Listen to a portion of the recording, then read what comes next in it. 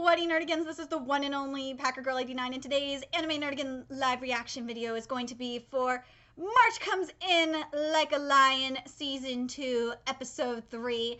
And I fucking love that the title cards have the chapter of the manga, so that way it is easy to find where each portion of the episode that we are adapting is taking place. It makes my life so much easier. So the first portion of this episode is adapting chapter 50 of the manga, and it is titled Jude.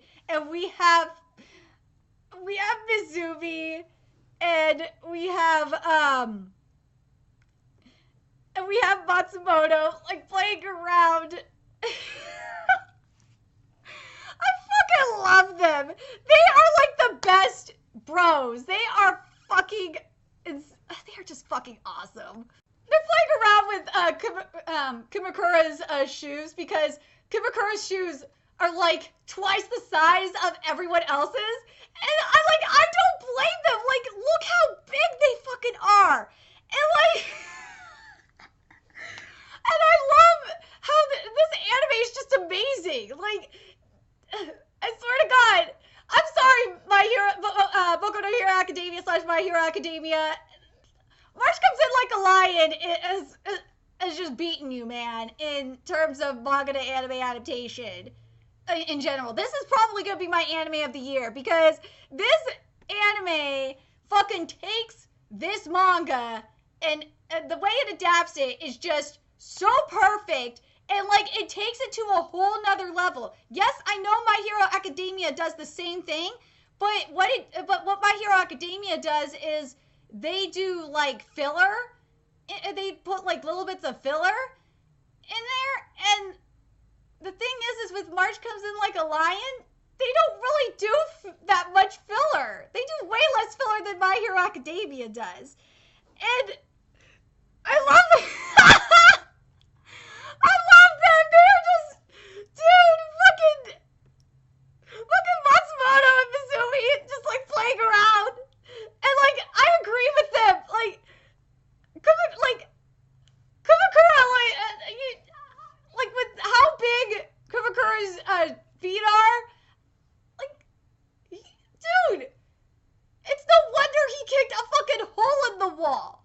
And especially with how thin the hotel walls are in Japan anyway. And like, I love them. They're just so amazing. And the look on Kumakura's face, just like coming in and then just spoiling the fun of being a party pooper, is just amazing. And then like them running away, and their reaction is just like fucking perfect. And then like before the opening song, which I think where the opening song is just perfect. By the way, just them running. Like, I love how the anime has Kumakura and Matsumoto running. Like, it's just so perfect. The animation for it is just so goddamn hilarious. I fucking love it. This anime is just amazing. Like, the placement, the reactions, the voice acting, it's just amazing. And it makes me sad because, like, at the same time, I'm just really sad and annoyed because I missed out on season 1. I didn't watch season 1 because I didn't read the manga until I realized there was a season 2 coming out. So it's just like, and then I binge read the manga over the summer, and I'm like, I'm kicking myself now because it's just like, damn, I wish I would have read this manga sooner, because now I really wish I would have watched season 1. Nikaido! I love Nikaido. But something I really like that this anime does, when I mean goes the extra, another thing that I mean by goes the extra mile, is that like when it comes to like the camera angles and stuff, like, or I should say the shot, is that we get to see the full shot, and we get to see like what everyone else in the shot does, because in the manga we only get to see the full shot of the full shot of everyone in the room, and then it goes to Nikaido. So I really like what the anime does in regards to that as well. Another thing is I have to mention is like with the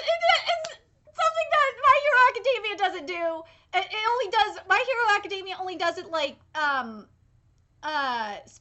randomly. It doesn't do it like all the time. Like March comes in like a lion. It's like it has all the sound effects, and I love that. Like with Nikaido, because he's munching on he you know how Nikaido is. He has to chew his food like a certain amount of times, or an X number of times. And I love that when he's doing he's nomming. I love that they're using the word nomming instead of munch. I love it because you know how everyone goes nom nom nom nom nom nom nom nom nom instead of munch munch munch munch munch munch. I love that. Okay, sorry, I just that. I love that like especially at the 4-minute 8-second mark, you have that blue background. I fucking love it. It's just really cool. Okay, I have to mention this because I got annoyed as shit at Kakaguri last season for this. Kakaguri, this is how you do an explanation. I love you right now. March comes in like a lion. I really do. I love that we're getting charts. And I will say this. Nanamaru Senbatsu did this stuff as well. So, but Nanamaru Senbatsu, you trolled me at the end. So I'm really mad at that anime. You Nerdigans have no idea. I'm going to do a rant on anime before Thanksgiving. Trust me. Okay, I gotta talk about how they did the full explanation. I really, really love how it was done. Period. Like the animation was done. I love the color background they did. I love that there was a shot like of Nikaido's reflection in Ray's glasses. Oh my god, this anime is just so good. I love the gold in Nikaido's eyes too. Just that was really cool. And I love, and something else I gotta mention because I love this about anime in general, is that I love when we get to see what they're watching on TV, or in the case of like Fukumeki Noise, when we get to actually hear, Fukumeki Noise did it too, when we got to see what they were watching on their phones, video-wise, and we got to hear the soundtrack. I love this kind of stuff. So, yeah. Or in this case, it's Nikaido's dream. I love seeing this come to life. This is just how March Comes In Like a Lion is every week, though. Is that this anime brings this manga to life every week, and it makes me so fucking happy. This is what, and I'm gonna say this every week. This is what a manga to anime adaptation is supposed to be. I'm looking at you, Ancient Magus Bride. God, I love the backgrounds that they do with each conversation. It's just so cool. Like, I just can't talk about this enough. It's just, I really love what this anime does. It just makes it like so, the thing that this anime does is this is a shogi anime. That's what I just think is hilarious, is that a shogi anime, it just, like, this manga was already a lot of fun as it is, but this anime makes this manga about fucking shogi even more fun. I love when Nikaido goes Gwar! Gwar! Oh my god! That was just funny as fuck. Okay, I need to talk about the animation at the starting at the 7-minute 41-second mark when Kiriyama is imagining what everyone else is thinking. I fucking love it. If you look at the manga on page 11, that's what like the style, like that's the start of the style. But I love how, if you look at the frame, I love how that black is just in the whole entire frame. It's just, or like in around the entire edge of the frame, I should say. It just looks so freaking cool, because that was the style that was with that little bit of light in the center. That was just the style, and that looked like that was going on in the panel. So oh my god, this anime is just so good. Oh my god, I love this studio. Why can't more animes be like this? Why? This studio is amazing.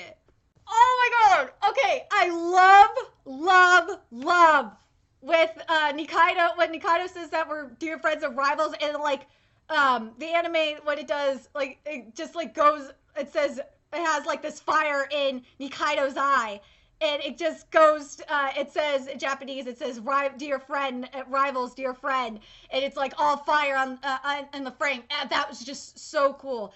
And something I really, really like that this anime does, and I don't think I've ever mentioned it, and I probably should, is this anime, what this anime does that I really like is it plays with camera angles. I love the angle, how this anime plays with different angles of the manga, like, because with the manga, like, you can only do so much angle wise. But what the anime does is just so cool with playing with the different angles of the characters' faces, like different zooms. I fucking love it with the different shots that this with the different shots that this anime does. Like what the anime does is like with like this anime, like with everything that you could imagine, like shots, colors, like everything you could think of that you could do to play with this manga into an anime adaptation, this anime does. And I really appreciate it because this anime takes a lot of risks, and I fucking love it. Yay, we get the squiggle run! I fucking love the squiggle run! I love it, I love it, I love it! That's so mean! To just tell Nikaido to leave him alone because it's funnier this way. That's mean. Anime. I just got one teeny problem. One teeny little problem. Is that if you look on page 12 of the manga, there's an image of the Fuku Daruma. And this is the bottom panel. I really, really wanted to see the Fuku Daruma. It's not fair, anime. It's not fair. You did everything else but show the Fuku Daruma. That's not fair. Kitty time. And for those that were wondering about this plushie, I just got it yesterday. And this is my Miyako sensei from Natsumi Ujinchou. And because there are kitties on the screen, or there's kitties in the anime right now, I figured it's time to have kitty plushie. Especially one with similar coloring to my Miyako sensei, so he gets to be part of this. This is the second anime Durgan live reaction that I've recorded today. That I get to use Miyako Sensei, the first one being the Ancient Magus Bride, even though this one might be uploaded first. So I don't know if this one's uploaded first. Sorry, but this is the second one I've recorded today with Miyako Sensei because there's kitties, and I love that because I have to mention this. I love that we have the kitty comments here, and and because the kitty asked in the anime, I'm going to pet the kitty. I'm petting the kitty. The treats that they showed on there, the idea so far, looks so pretty. It looks like something kitty would eat. It looks like something Miyako Sensei would eat because Miyako likes fishies. And yes, Miyako Sensei has a bell. As soon as I saw that, I was like, it's so cute. And for those that are wondering where I got Miyako Sensei, I got him off of eBay for like $10. Yeah, I got him for $10. The duckies! Oh my god, the ducky tree looks so cute. It looks so good. And when Momo said ducky and we heard the quack, that was just so cute.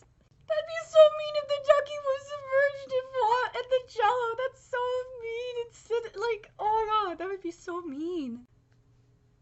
Even though it was because poor Momo was traumatized, a sandal is actually a brilliant idea. Could this child be a blessing from the god of Wagashi?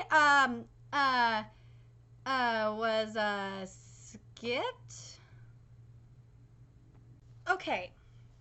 So at the 13 minute 35-second mark, we finish chapter 50's adaptation. So I have just one problem with this adaptation of chapter 50, and it's the very end, which is the bathtub that Hina's in. The bathtub that Hina's in is way too small. It is fucking tiny. Like, why is it that tiny?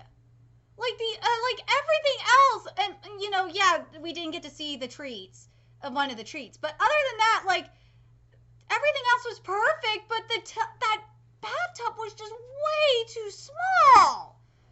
But anyway, other than that, chapter 50's adaptation was perfect. Yeah, we missed, you know, one of Grandpa's comments, but other than that, it was nice. So the next portion of this episode, which is chapter 51's adaptation, is titled Ladybug Bush Part 1.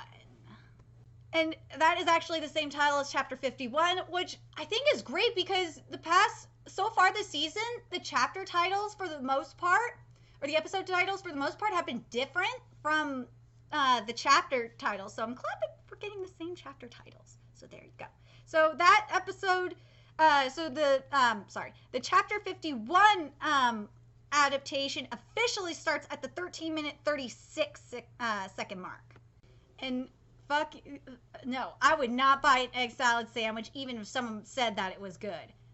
Yuck, yuck. I would not do that. Those donuts sound good too, but those donuts, man, those donuts sound good. Even though I can't eat them, those donuts sound fucking amazing. Unless they were low sugar donuts. Low fat, low sugar donuts. Low calorie donuts. Oh man. And yes, they can be done. The key is, and my mom makes them. The key thing is the flour. You have to use whole wheat flour instead of white flour, and you use less sugar, and it also depends on the type of oil you use, and you use vegetable oil. See, it can be done. My mom has made healthy donuts, so don't tell me that they cannot be done. Something that wasn't in the manga that I really like that we got to see in the anime is I like that we're getting to see the flashback of Rei as a kid looking at the ladybug bush. I really like that. Ooh, I gotta talk about this. I love how it's fading to black. It's because in the manga what it does on page 5, it says nostalgic, and then the narration box is black, and it says no, that's not it, this, and then it goes to all black, this feeling is, and then it's an all black panel. So I really like that when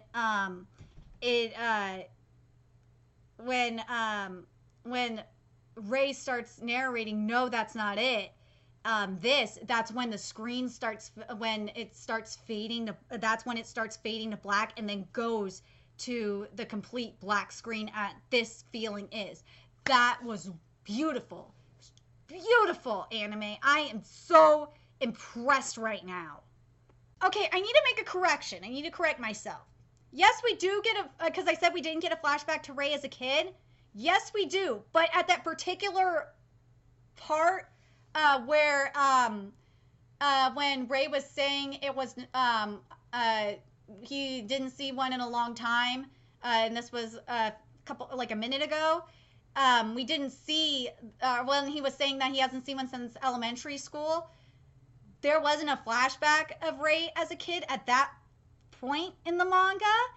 And I really like that the anime did that, kind of like as a foreshadowing thing. So that's what I meant. That's what I should have said. So I'm sorry. Needed to correct myself there. This part of the manga, I forgot how sad this is, because up until this point of the manga, we did not know anything about Rei's backstory. And we are finally getting Rei's backstory. And the reason why this is a two-parter is because not only is this relating to Rei, this bullying backstory relating to Rei, this is going to relate to Hina as well. It's really important. I gotta say this about this backstory so far. I really love how eerie this music is. I love, like, before, going into the color, how this, how dark this animation is. It's giving me goosebumps, because Kiriyama's childhood is so sad and it's so depressing. So I really love this. I love the music that love the route that they're going. And you notice that this isn't the first time we heard this kind of music. Or not the same exact music, but I should say the same instrument. In particular, we heard this instrument last week, I believe it was last week in the flashback. And I really like that we're getting this we're getting this common theme, and I hope that we're going to keep this in all these dreary flashbacks where we have this wind chime, like depressing wind chime kind of music in these flashbacks. I really love it. Something that was really eerie and I really like is when Kiriyama is narrating this portion, when he says, during recess I would pretend to be absorbed in books, and we get this shot of Kiriyama and you see this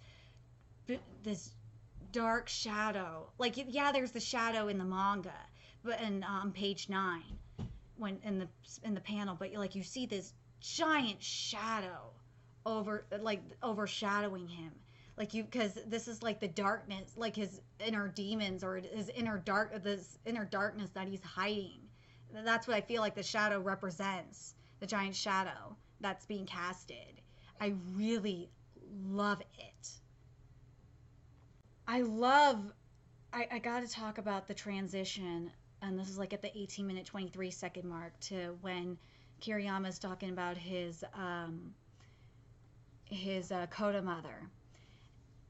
It's this bright light, and I really like how we get this light transition, because I feel like that's his obviously this should be the lighter side of his life. This is his light, because he's been in this darkness, and because as I said, that shadow that we saw, that we've been seeing, is it's this darkness that and throughout this flashback we've seen this darkness that Kiriyama has been in.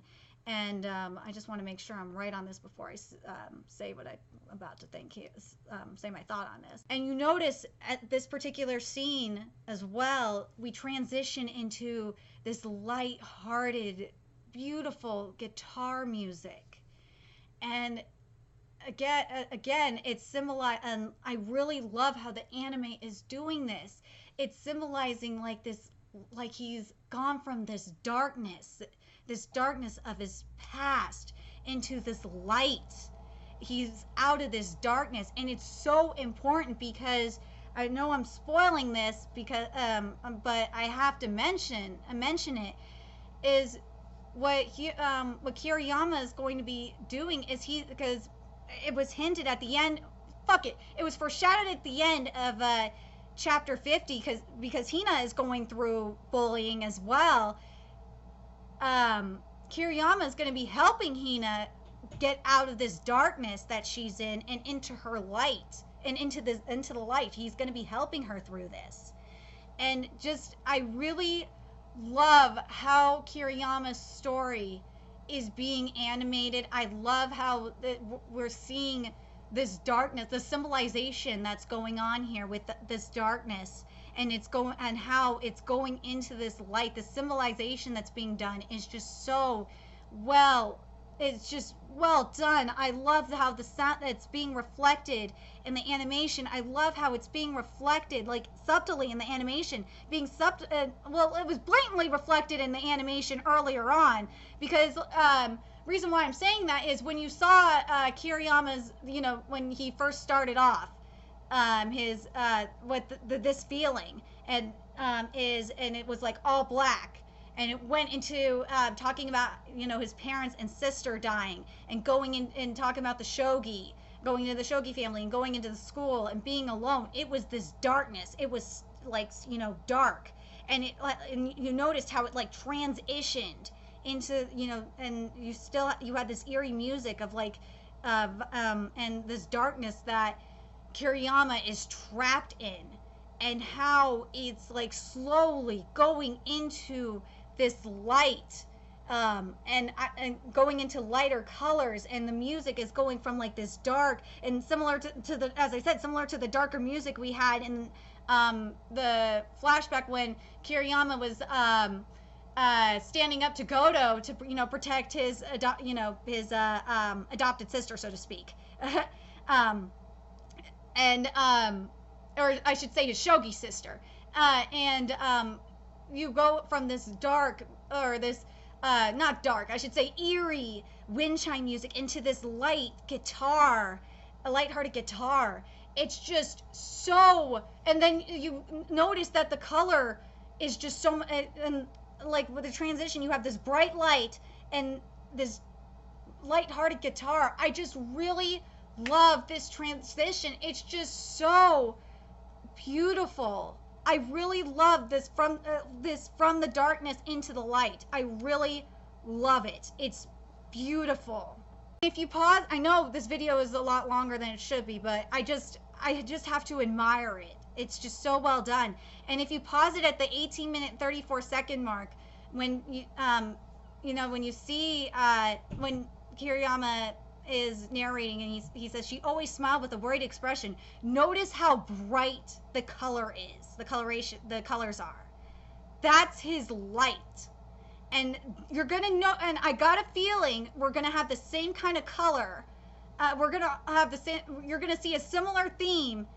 I think you're gonna see a similar theme when we're going through Hina's bullying arc. Just watch, we're gonna see it. You notice at the 19-minute 13-second mark, when he says, the more I helped out around the house, because remember, he's being bullied at home too. The more concerned the more I helped around the house, the more concerned she got. You see this darkness surrounding them. Oh God, I really am liking it. I really love how this anime is just, you see like these, I really love, I should say, I'm not wording this right. Sorry, I'm trying to find the right words for this. I really love the symbolization this anime is doing. It's just so beautiful. At the 19-minute 44-second mark, you notice that Kiriyama is, you notice the eerie wind chime music is back, and Kiriyama is trapped, or is not trapped, I should say surrounded by his darkness. That when he's saying, at night I would get stressed wondering if the rest of my life would be like this. And like before that, when you have the siblings of his adopted family, like you know, kind of bullying him, you see like this, you have like this darkness, dark color.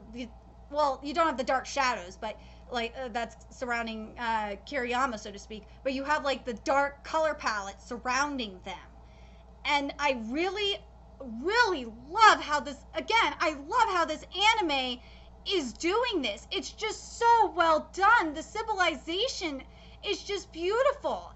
And the music, and again, like the eerie wind chime music is very, the deep wind chime music, I should say, and I feel like that this is just going to be the wind chime music is going to be Kiriyama's darkness. Because we saw this in last episode when we saw Kiriyama standing up for his sister against Goto, standing up to Goto and getting his ass whooped. But oh my god, I know this video again. I'm sorry this video is having a long run time, but I just have to talk about the symbolization. It's just so well done. I can't help it. It's just so.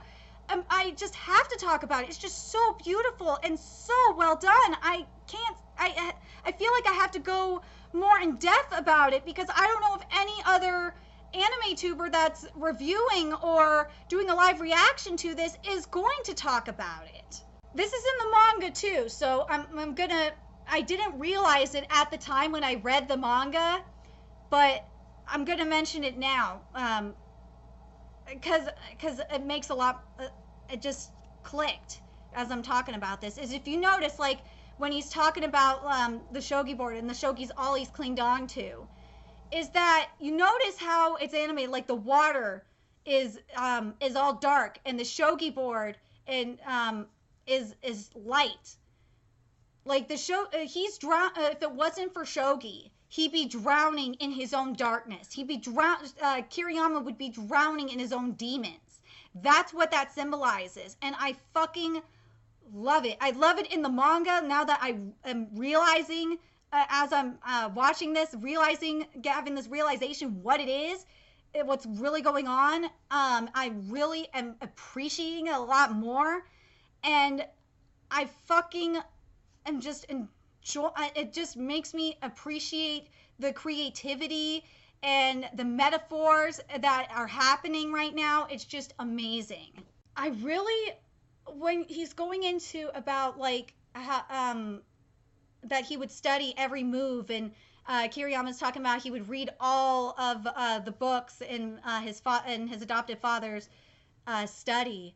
I love the music and I love the light illuminating off of Kiriyama. It's just so beautiful. Something I noticed in the music is that you have a combination of like the more you have of like this the wind chime music and like the more upbeat, like the more major tone. So like you have a combination of like the eerie and like the happier like the music that was playing a little bit earlier. And I really like that we're having this combination of music. I love that we're combining it, because this is how Kiriyama is just like coping with it, how he's combining his darkness and light. I really love it. What I mean is, like, you have not only the wind chimes, but you have this beautiful, you have the violins going with it. It's not just like this wind chime solo where he's alone. Like, you have the violins playing, symbolizing that he's not, the strings or the violins and a little bit of the guitar symbolizing he's not alone anymore. I really love it. Like, like when Akari texts him that it's going from this minor key to like a minor to a major key. Like, I really love it. Like, you have like the string, as I said, the strings are more of like, you know, how everything is starting to come together. That's why I should say that, not alone. Well, yeah, and still, I'll go with what I still said, that Kiriyama's not alone, but like everything is starting to come together.